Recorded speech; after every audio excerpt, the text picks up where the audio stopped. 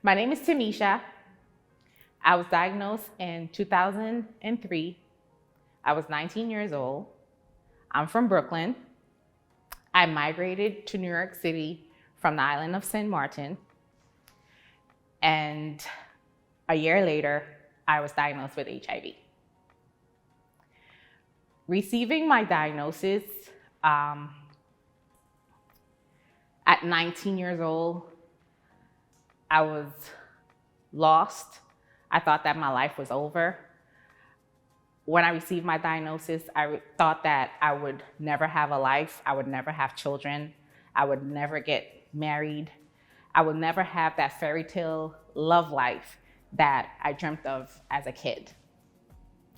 And I was so wrong, because not only am I a mother of 3 beautiful children, I'm an ex-wife, but I did get married and I did have beautiful children who are HIV negative. What I learned from receiving my diagnosis and now being open about my HIV status was first getting tested, right?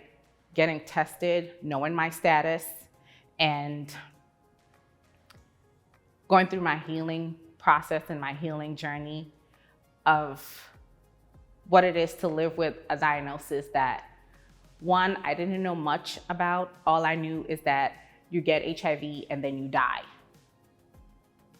I am here to tell you that not only you can live with an HIV diagnosis, but you can thrive with an HIV diagnosis. It starts by getting tested, getting into treatment, knowing your status, staying on treatment so that you can become, I can say undetectable, so that you can become undetectable and so that you can live your best life. So the hardest part for me was maintaining my mental wellness, not my HIV really, because I learned how to take care of that and be undetectable. The hardest part was my mental health, with the negative self-talk, the isolation, and beating up on myself constantly, feeling unworthy, feeling like I was not deserving of a beautiful life. I was not deserving of love. I was not deserving of a happy life. For years, I've lived my life in misery because of the things that I've said to myself about my diagnosis. Receiving my diagnosis, I felt like I was unworthy. I wasn't worthy of anything. And that's not the truth. I wanted to be a part of HIV Stops With Me campaign because prior to becoming open, I saw so many other people that looked like me, that was a part of the same community as me. And I was like, if they can do it, I could do it too.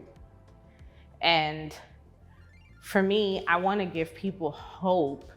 And I also want them to know that you can live a long, healthy life. You don't have to look like what you've been through. You don't have to put on this sad persona, like how people think that people living with HIV should live. We should just go disappear and crawl under a rock. I matter, you matter, our lives matter.